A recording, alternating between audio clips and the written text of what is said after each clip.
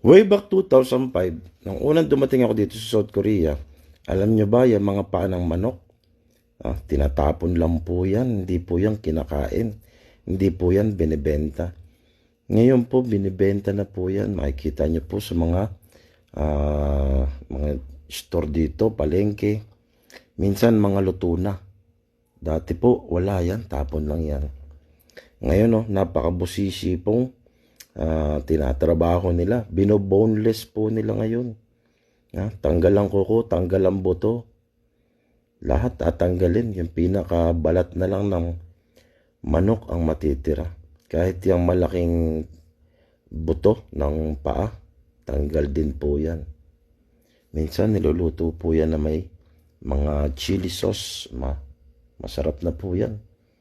Isang subo na sabay lunok ng soju.